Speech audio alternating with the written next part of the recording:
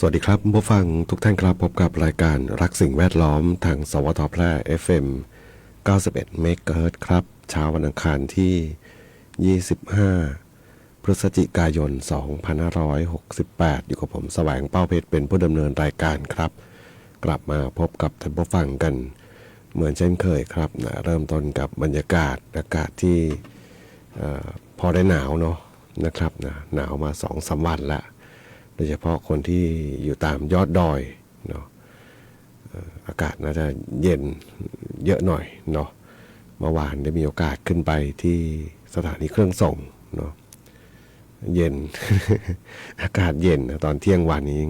เย็นสบายเลยนะถึงกับพอได้หนาวเนาะก็ช่วงนี้อากาศดีนะทางภาคเหนือเรานะครับนะแล้วก็ตอนเช้าอย่างเมื่อเช้าเนี่ยนะหมอกลงเนาะตอนเช้ามืดที่ยังไม่มีหมอกนะขับรถมาทำงานมาเข้าเวรนี่ก็ยังไม่มีหมอกลงเนาะแต่พอสัก6 โมงนะราว6 โมงเช้าเนี่ยออกห้องมาโอ้ข้างนอกหมอกลงขาวโพลนเลย นะช่วงนี้นี่ใครที่เดินทางนะเดินทางใกล้ทางไกลก็ดีโดยเฉพาะท่านที่ขับรถเดินทางไปทำงานในต่างอำเภอนะไปเช้าเย็นกลับบ้างนะหรือว่าอาจจะเป็นผู้ที่สัญจรนะสัญจรในเวลามันอาจจะไม่ได้ช่วงเช้าช่วงเย็นเนาะแต่ว่าคนที่ทำงานในพื้นที่ต่างอำเภอนะครับแบบเช้าเย็นกลับนะไปเช้าเย็นกลับแล้วก็ออกบ้านเช้าหน่อยเนาะกลับก็ตอนเย็นอะไรเงี้ยนะช่วงนี้มันมืดเร็วแล้วเนาะมืดเร็วสว่างช้านะแจ้งช้าแล้วก็ถ้าบางวันมีหมอกลงนี่ต้องระวังมากขึ้นนะการขับขี่ยนต์ยานพาหนะต่างนะไฟหน้าไฟท้ายเช็คนิดหนึ่งเนาะรถยนต์นี่ไม่เท่าไหร่นะเพราะว่าส่วนใหญ่เราก็จะมีเขาเรียกนะมีการตรวจเช็คนะตามศูนย์บริการอยู่แล้วเนาะส่วนรถมอเตอร์ไซค์นะครับนี่ต้องเช็คต้องดูนะยิ่งถ้าหมอกลงที่มองไม่ค่อยเห็นเนาะมันไฟก็มีหน้าดวงสองท้ายอีกดวงหนึ่งนะโอกาสที่จะเรียกว่าหลอดมันขาดไปหรือว่ามันไม่สว่างต้องเช็คดูนิดนึงแล้วก็รวมไปถึงคนค้าขายนะครับนะพอออกบ้านตี 4ผมจะเห็นน่าจะเป็นพ่อค้าแม่ค้าเนาะที่ใช้รถมอเตอร์ไซค์แล้วก็มีตะกร้าพ่วงข้างเนาะนะครับนี่ก็ต้องดูนิดนึงส่วนใหญ่จะเป็นรถที่ค่อนข้างที่จะเก่านิดนึงเนาะเพราะมันอันตรายนะครับนะการขับขี่ยามค่ำคืนพอรถไม่เปิดไฟหรือว่าหลอดมันเสียมันขาดเนี่ยนะโอกาสที่รถคันอื่นจะมองเห็นเนี่ยมันยากนะครับนะในทางกลับกันนะคนที่ขับขี่รถที่รถตัวเองไม่ไฟไม่ติดเนี่ยนะหมายถึงว่าไฟไม่สว่างแต่ว่ารถคันอื่นเขาเปิดไฟเนี่ยนะคนที่ขี่รถไฟที่ไม่สว่างเนี่ยจะเห็นคันอื่นชัดนะคือเหมือนเราขับรถเนาะเห็นรถคันอื่นเปิดไฟก็เห็นนะเห็นชัดแต่เมื่อไรก็ตามบางคันไม่เปิดไฟขึ้นมาเนี่ยนะครับอย่านึกว่าเขามองเห็นนะมันมองไม่ค่อยเห็น หลายครั้งนะเคยเห็นเคยเจอแล้วก็เนี่ยอันตรายเนาะนะครับนะตัวเองเห็นคนอื่นแต่คนอื่นก็ไม่เห็นตัวเองนะ นะครับก็ฝากไปด้วยเนาะสำหรับผู้ฟังที่ติดตามรับฟังอยู่ครับนะช่วงนี้เริ่มเข้าหน้าหนาวแล้วแต่ว่าภาคใต้ต้องบอกตอนนี้นี่ยิ่งดูข่าวยิ่งหนักขึ้นนะทั้งฝนที่ตกลงมาทั้งพื้นที่ที่น้ำท่วมต่างๆนะครับต้องบอกน่าเป็นห่วงมากในพื้นที่ภาคใต้นะครับเดี๋ยวช่วงหน้ามาพูดคุยกันครับกับช่วงเวลาของรายการรักสิ่งแวดล้อมและท่านผู้ฟังที่ติดตามรับฟังอยู่ครับอยากจะฟังเพลงบทเพลงเพื่อชีวิตก็สามารถที่จะแนะนำได้ครับทางโทรศัพท์054523 516ครับนะแฟนเพจก็พิมพ์คอมเมนต์ไม่ได้กับช่วงเวลาของรายการรักสิ่งแวดล้อมครับ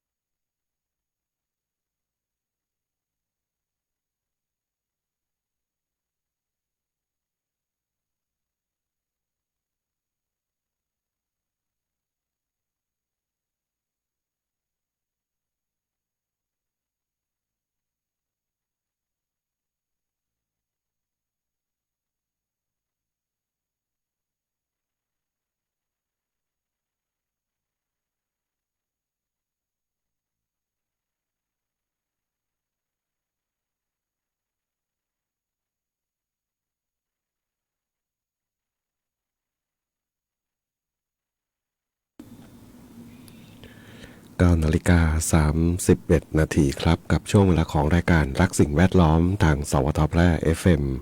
91 เมกะเฮิรตซ์ครับต้องบอกนาทีนี้ส่งกำลังใจ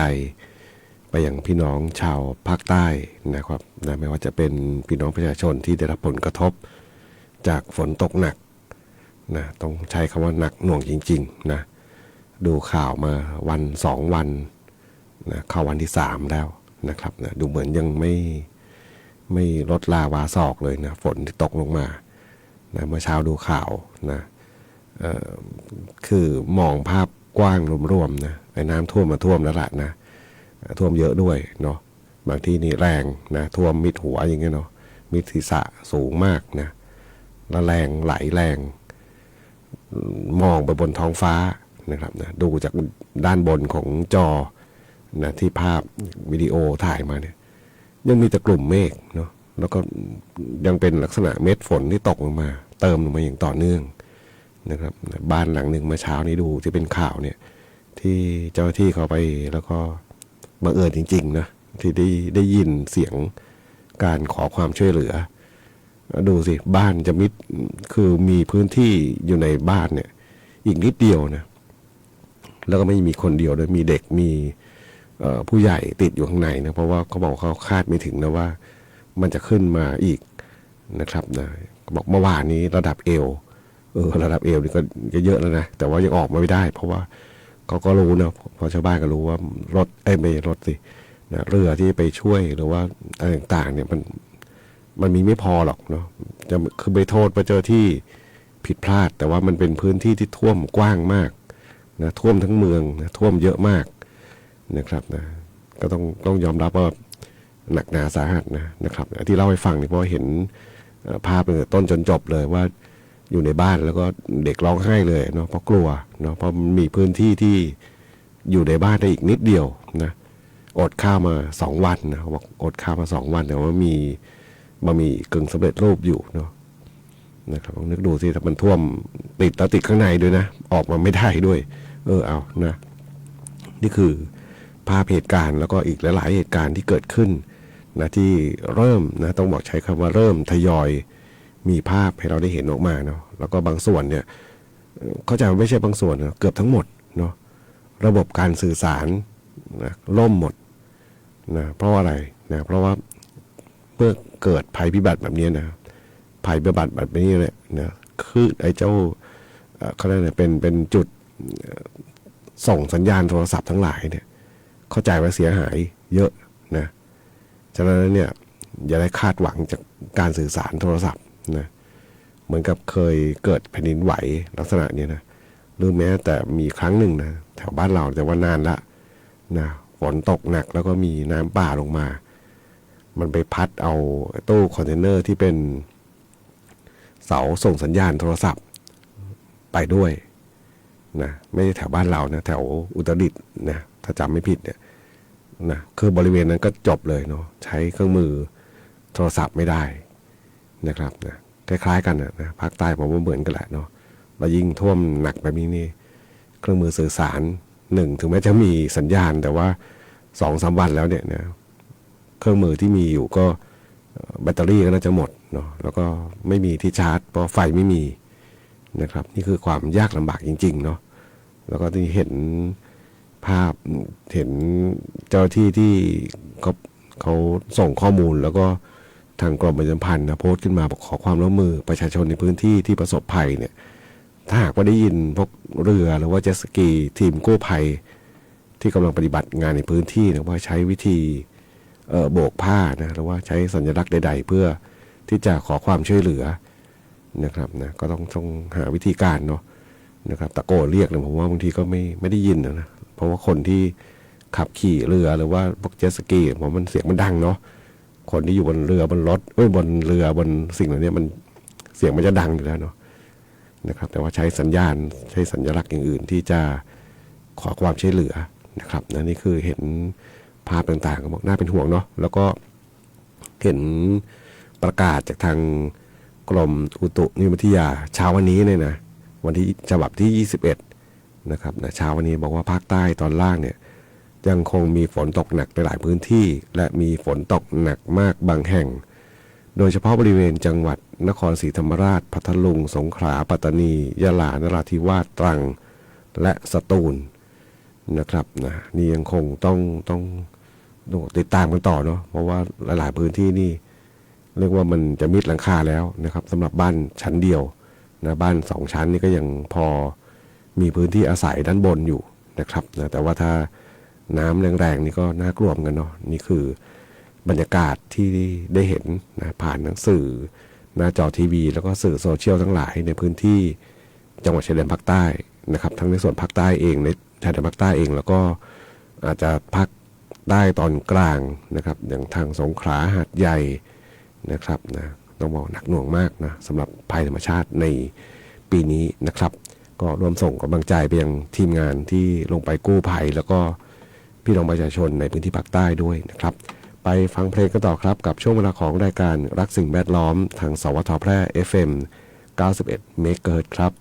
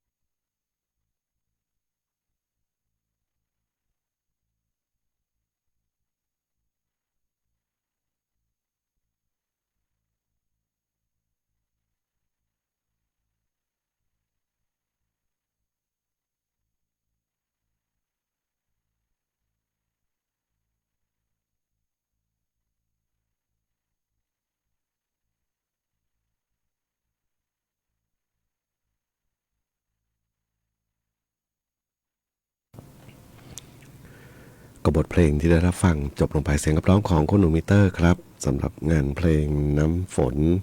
น้ำตานะชื่อเพลงที่ท่านผู้ฟังถามถึงเข้ามาครับแล้วก็บอกเป็นห่วงพี่น้อง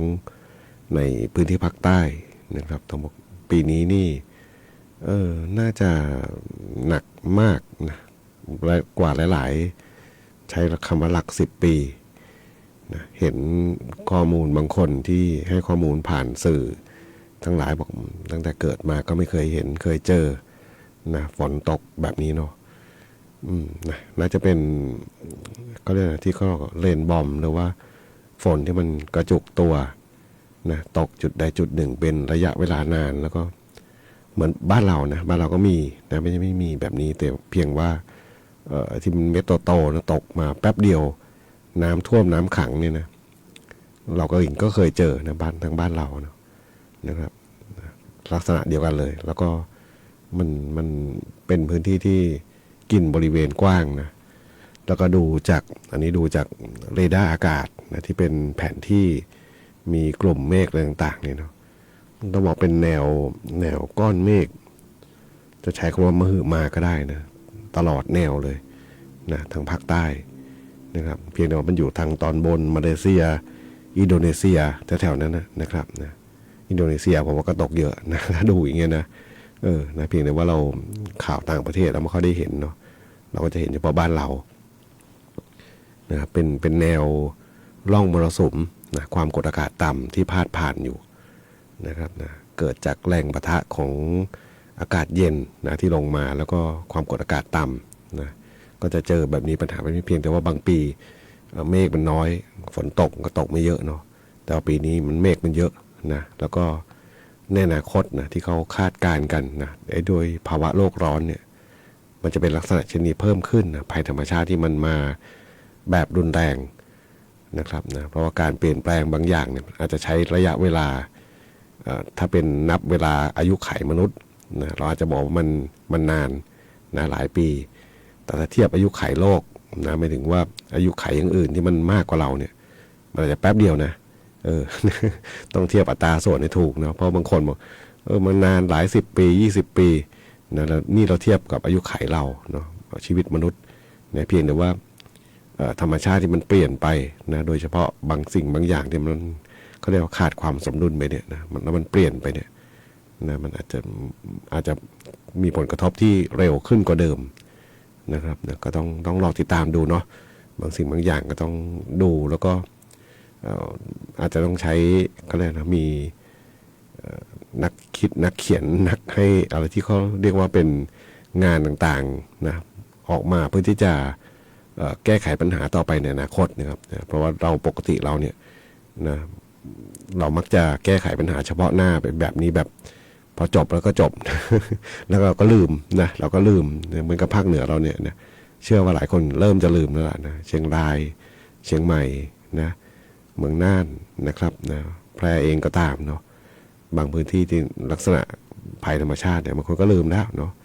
นะครับว่ามีน้ำลงดอยมาเสียหายเดี๋ยวก็เราก็ลืมกันไปเนาะนะครับนะจนเกิดใหม่นะ เนาะก็นี่ก็ต้องกลับมาทบทวนเนาะการใช้ชีวิตของมนุษย์เรานะในจำนวนหนึ่งอะที่ไปทำลายสิ่งแวดล้อมมากขึ้นนะจนที่ก็บอกมันขาดความสมดุลเนาะมันอาจจะมีภัยธรรมชาติที่เราคาดไม่ถึงตามมานะครับนะก็เป็นกำลังใจให้ครับนะเหมือนกับท่านผู้ฟังที่ได้มีโอกาสโทรศัพท์มาพูดคุยด้วยครับไปฟังเพลงกันต่อสำหรับงานเพลงที่ทิดโอ๊ตถามถึงเพลงนี้เข้ามาสำหรับงานเพลงมยุราของโซซูครับ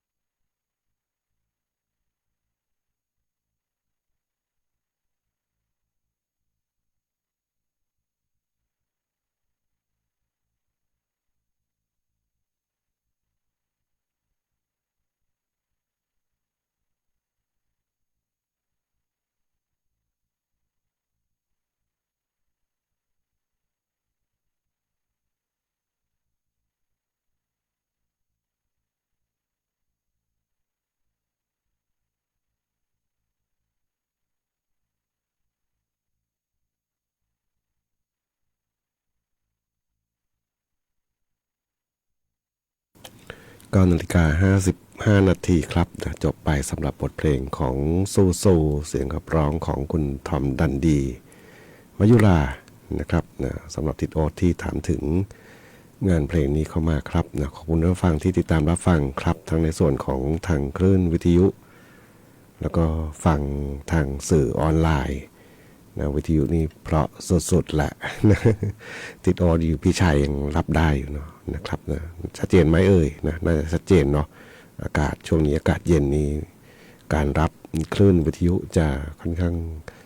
ชัดรับฟังได้ไกลขึ้นกว่าเดิมเนาะด้วยเรื่องของความกดอากาศเรื่องของอะไรต่างๆที่มีผลกับทางคลื่นวิทยุนะครับส่วนภาคใต้เองต้องบอกภาคใต้นี่ต้องน่าเป็นห่วงเนาะเห็นข้อมูลข่าวสารต่างๆติดตามทั้งสื่อโซเชียลเองแล้วก็ทางแฟนเพจของกรมประชาสัมพันธ์หรือแม้แต่ทีมงานของกรมประชาสัมพันธ์ที่เป็นช่างเทคนิคบ้างอะไรบ้างที่เป็นเพื่อนทางFacebook เนาะก็ได้มีโอกาสเห็นภาพต่างๆก็ถือว่าเหนื่อยมากเลยแหละเนาะเพราะน้ำท่วมแล้วมันเป็นอาณาบริเวณที่ค่อนข้างกว้างทั้งเมืองฉะนั้นในการช่วยเหลือต่างๆที่จะไปถึงเนี่ยมันน่าจะยากเนาะต้องใช้คำว่ายากเพราะก็มีพื้นที่จำกัดเรือไม่ใช่ว่าจะขับขี่ไปได้ง่ายๆนะครับบางพื้นที่นี่เป็นน้ำแรงๆเลยนะแล้วก็มันมีวัสดุอื่นๆที่กีดขวางอยู่อย่างเช่นรถยนต์ที่ผมเห็นภาพข่าวเนี่ยเห็นแต่หลังคาเนาะคิดดูสิถ้าเรือวิ่งไปเฉี่ยวไปชนมันจะเกิดอะไรขึ้นฉะนั้นแล้วเนี่ยความก็จะต้องมีความระมัดระวังเพิ่มขึ้นมีทั้งรถทั้งรถยนต์รถมอเตอร์ไซค์ไหนจะอื่นๆอีกที่มันลอยมากับน้ำบางทีก็จมในน้ำนี่นะเป็นสิ่งที่ลำบากมากนะครับเดี๋ยวดูข่าวแล้วก็น่าเป็นห่วงทางภาคใต้นะครับวันนี้รายการทั้งสิ่งแวดล้อมทางสวทแพร่ FM 91 เมกะเฮิรตซ์มาถึงช่วงท้ายรายการครับคงต้องนำรายการท่านผู้ฟังไปก่อนพบกันใหม่ในวันพรุ่งนี้ขอความสุขความโชคดีจะมีแต่คุณผู้ฟังทุกท่านสวัสดีครับ